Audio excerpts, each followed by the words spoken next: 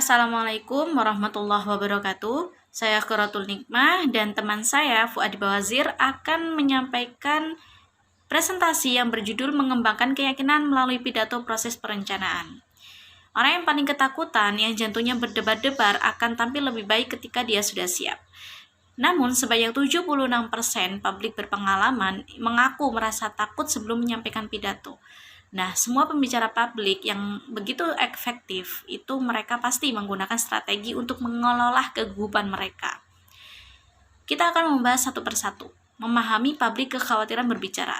Kekhawatiran berbicara di depan umum ini sejenis kecemasan komunikasi atau tingkat ketakutan yang dialami seseorang ketika mereka berbicara kepada audiens. Penduduk Amerika Serikat mengalami tingkat ketakutan yang sangat tinggi, sekitar 15%. Namun ketakutan ini hampir tidak pernah menghentikan orang-orang untuk berbicara. Jadi walaupun kita takut, kita tidak akan berhenti untuk berbicara. Nah, dari sini kita bisa mendapatkan keuntungan dari banyak penelitian tentang identifikasi metode mengatasi kegugupan. Nah, sebenarnya apa sih tanda-tanda kekhawatiran berbicara di depan umum? Gejalanya mungkin akan terjadi yaitu reaksi fisik, mental, dan emosional. Secara fisik, mungkin kita mengalami perut kesal atau kupu-kupu. Ini istilah seperti kayak perut mules, kayak gitu kan. Terus kulit memerah, berkeringat, gemeter, pusing, bahkan detak jantung yang berdebar dengan cepat. Nah, gitu. Lalu, ketidaklancaran dalam verbal atau gagap. Seperti kayak ngomong gini. Anda tahu bahwa Nah, itu termasuk ketidaklancaran verbal. Lalu secara emosional, Anda mungkin akan merasa khawatir, cemas, atau bahkan kesal.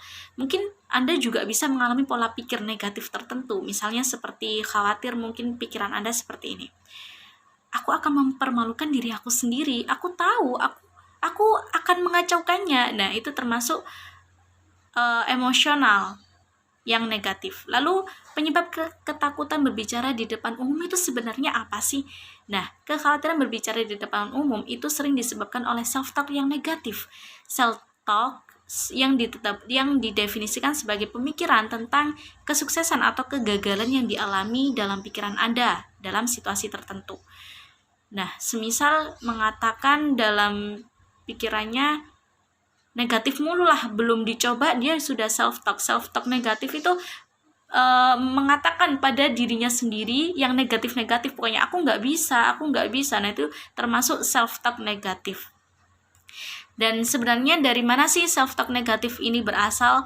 Yang pertama yaitu dari temperamen biologis dan pengalaman sebelumnya serta tingkat keterampilan. Yang pertama, temperamen berdasarkan biologis.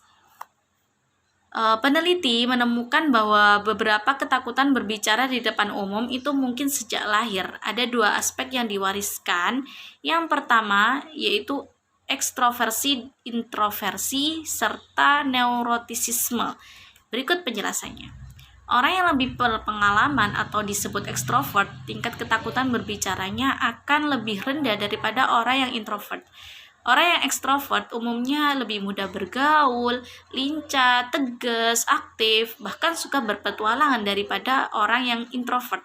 Introvert itu seperti menarik diri dari lingkungan sekitarnya.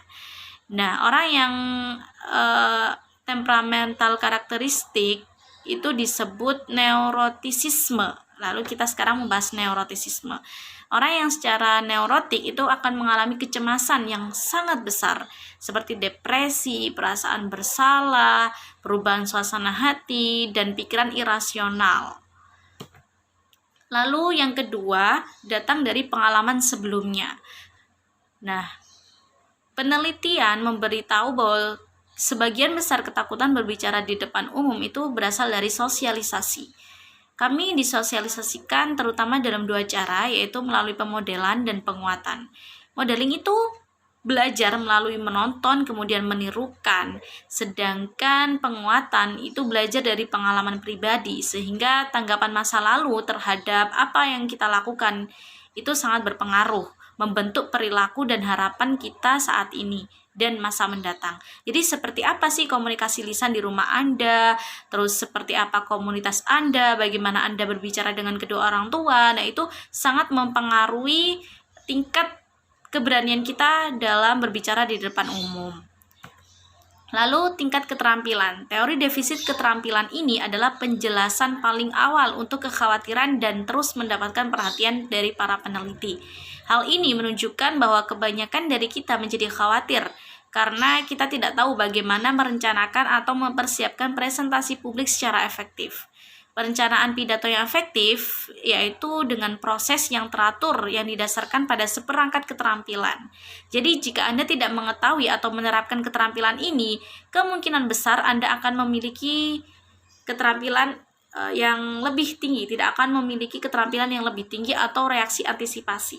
Jadi kita harus banyak berlatih untuk keterampilan kita harus lebih dikembangkan agar mendapatkan pidato yang efektif. Lalu mengatasi kekhawatiran di depan umum itu bagaimana sih caranya? Yang pertama kita bisa menggunakan metode umum.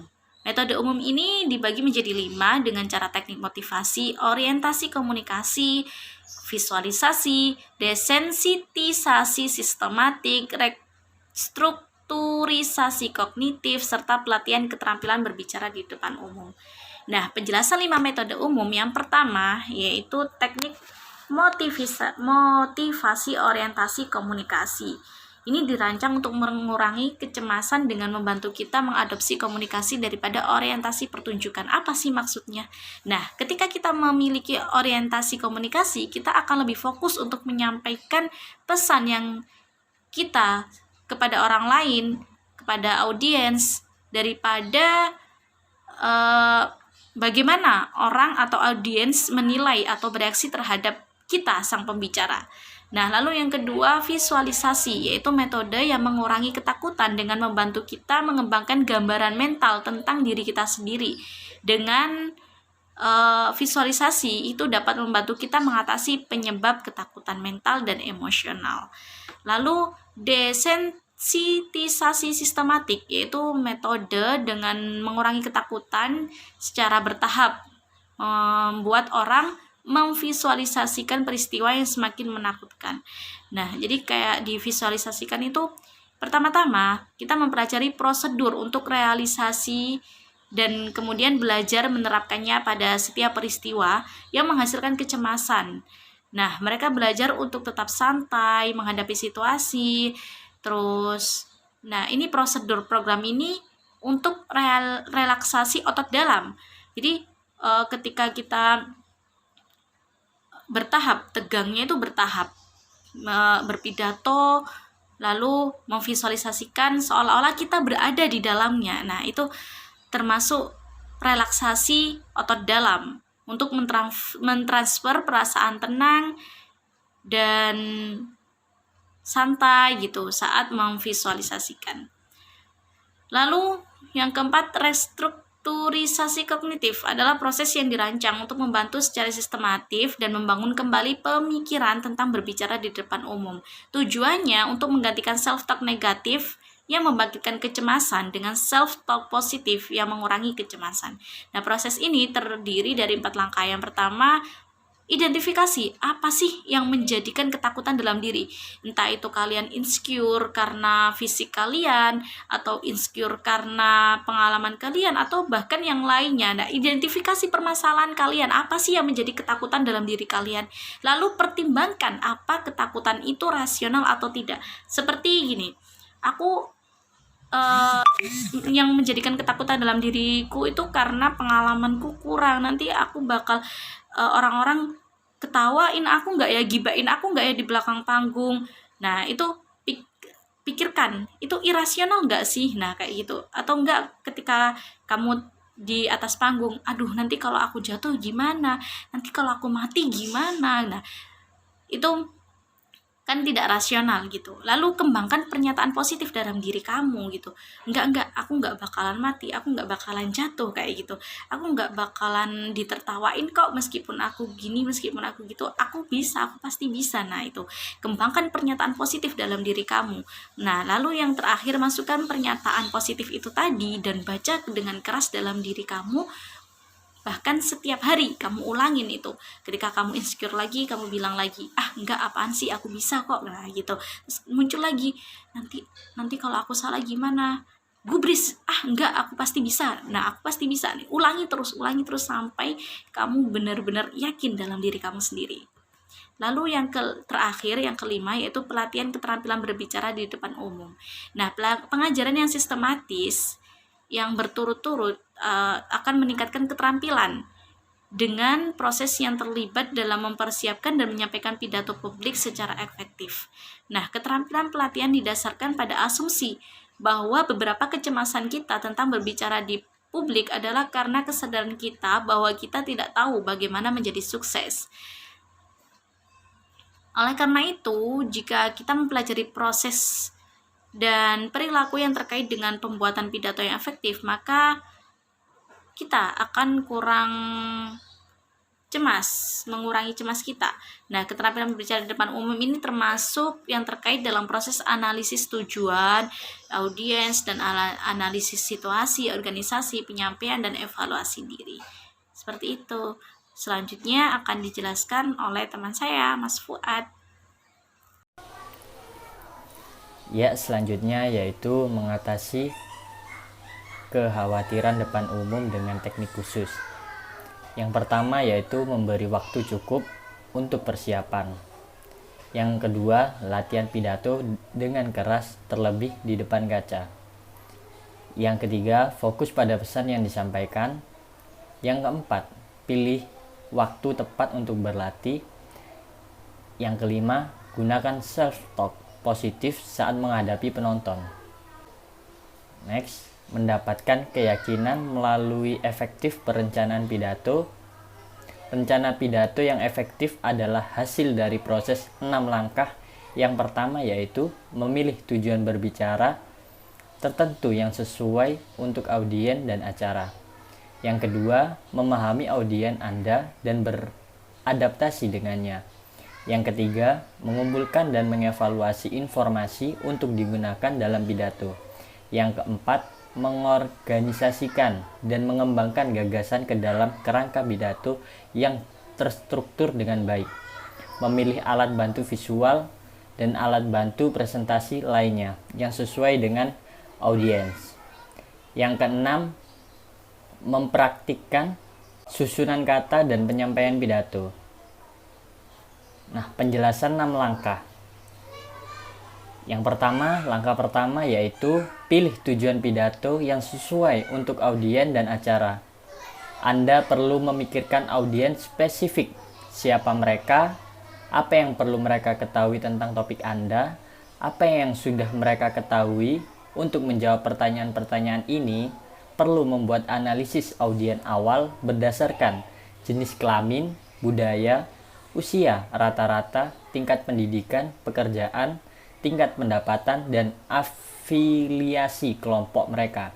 Saat mempelajari faktor-faktor ini, Anda dapat menilai jenis materi yang mungkin diketahui audiens dan informasi yang kemungkinan akan mereka tanggapi. Setelah Anda memiliki topik dan telah menganalisis audiens dan pengaturan, Anda dapat merumuskan tujuan pidato Anda. Langkah yang kedua, memahami audiens Anda dan beradaptasi dengannya. Adaptasi audiens adalah proses menyesuaikan informasi pidato dengan kebutuhan, minat, dan harapan pendengar. Jika Anda yakin audiens memiliki sedikit minat pada topik pidato Anda, maka perlu beradaptasi dengan mereka sehingga mereka mengerti mengapa topik itu penting. Contoh, jika Kelly telah memilih untuk berbicara tentang pencabutan hukuman mati, dia perlu memahami di mana posisi audiens tentang topik ini sebelum dia mulai. Jika mayoritas audiens pro hukuman mati, maka sambil mempersiapkan diri, dia akan beradaptasi dengan memilih argumen dan bukti yang bisa diterima audiens. Langkah yang ketiga, kumpulkan dan evaluasi informasi untuk digunakan dalam pidato. Anda akan memerlukan informasi tambahan dari sumber penelitian. Anda juga bisa menggunakan beberapa pengalaman dan cerita yang lucu, menggairahkan atau menarik untuk mengilustrasikan poin Anda. Ketika memilih topik, meskipun sudah mengetahui sesuatu tentangnya, Anda biasanya akan membutuhkan lebih banyak informasi yang bisa Anda dapatkan dari sumber cetak atau wawancara. Anda juga mengevaluasi informasi yang dikumpulkan dan memilih item yang dianggap valid dan benar. Semakin banyak Anda tahu tentang topik Anda, semakin mudah untuk mengevaluasi informasi yang ditemukan dalam penelitian Anda. Langkah yang keempat, atur dan kembangkan gagasan menjadi garis besar pidato yang terstruktur dengan baik. Anda memulai proses pengatur pidato dengan mengidentifikasi 3 atau 4 ide utama yang ingin audiens ingat. Setelah mengidentifikasi, merumuskan dan mengurutkan poin-poin utama, sekarang siap untuk menguraikan isi pidato meskipun tergoda untuk menyusun pidato seperti yang terlintas dalam pikiran. Namun, pidato bukanlah esai, dan Anda akan lebih efektif jika menyiapkan garis besar yang menyeluruh. Setelah menguraikan isi pidato, Anda dapat menguraikan pendahuluan dan kesimpulan. Pendahuluan harus mendapatkan perhatian dan mengarah ke tubuh pidato, karena tidak pernah ada jaminan bahwa audiens siap untuk memberikan perhatian penuh pada pidato Anda. Pengenalan yang efektif menarik audiens ke dalam apa yang Anda katakan. Sebagai kesimpulan, Anda ingin mengingatkan hadirin tentang poin utama dan tujuan pidato. Anda harus melakukan ini dengan cara yang kreatif yang membantu audiens mengingat garis besar pidato mungkin berisi setidaknya 20% dari kata-kata. Langkah kelima yaitu pilih visual dan alat bantu presentasi lainnya yang sesuai untuk audiens. Bantuan visual atau lainnya yang akan membantu memperjelaskan, menekankan atau mendramatisasi apa yang Anda katakan, karena penonton memahami dan menyimpan informasi dengan lebih baik ketika mereka telah menerima informasi itu melalui lebih dari satu indera, objek, model, bagan, representasi, gambar, proyeksi, dan grafik komputer memaksimalkan efek informasi berkualitas tinggi. Saat Anda bersiap untuk melatih pidato, pastikan Anda mempertimbangkan kapan harus menggunakan alat bantu visual, berapa lama menggunakannya, dan bagaimana menunjukkan alat bantu visual sehingga setiap orang dapat melihatnya. Sama halnya sebuah lagu, film, atau televisi program terkadang dapat menangkap maksud lebih ringkas daripada kata-kata saja. Langkah yang keenam, berlatih kata-kata dan penyampaian pidato. Dalam sesi latihan ini harus memilih kata-kata dari poin utama dan bahan pendukung dengan cermat. Jika Anda belum mempraktikkan berbagai cara untuk mengungkapkan ide-ide kunci Anda, maka berisiko kehilangan kesempatan besar untuk mengomunikasikan ide-ide secara efektif. Kerjakan kejelasan, penekanan, dan bahasa yang tepat. Ingatlah bahwa pilihan kata ini membuat atas struktur mikro pidato Anda. Anda akan ingin menyajikan pidato dengan antusias, dengan variasi lokal, variasi vokal, dan penekanan. Menggunakan kontak mata yang baik. Tujuan latihan adalah untuk memberi kepercayaan diri bahwa Anda dapat berbicara dengan nyaman dengan audiens. Jangan mencoba untuk menghafal pidato. Mencoba menghafal pidato berkemungkinan besar akan menambah demam panggung karena takut melupakan apa yang direncanakan untuk mengatakan. Sampaikan pidato secara langsung, yaitu dipraktikkan sampai ide-ide pidato itu kuat dalam pikiran, tetapi memvariasikan kata-katanya dari praktik ke praktik dan penyampaian yang sebenarnya. Menyiapkan narasi atau pribadi pengalaman pidato. Sebuah narasi biasanya memiliki titik klimaks yang membangun rincian. Pikirkan baik-baik tentang inti cerita Anda dan pastikan itu sesuai. Sebuah narasi dikembangkan dengan detail pendukung yang memberi latar belakang dan memperindah cerita sehingga poin memiliki efek maksimal. Cobalah untuk memilih dan mengembangkan detail yang meningkatkan dampak drama naratif dapat ditingkatkan dengan menggunakan dialog. Dialog memberi penonton pengalaman berada di sana dan meningkatkan minat dan keterlibatan mereka. Sebuah narasi seringkali emosional. Kebanyakan narasi mendramatisir karena mereka menceritakan insiden emosional mereka, mungkin lucu, tragis, atau menakutkan. Tetapi pengalaman pribadi yang diceritakan secara efektif membangun ikatan emosional antara pembicara dan audiens. Mungkin hanya itu yang bisa kita sampaikan. Saya dari kelompok 2 sama Mbak Nima pamit undur diri. Terima kasih. Assalamualaikum warahmatullahi wabarakatuh.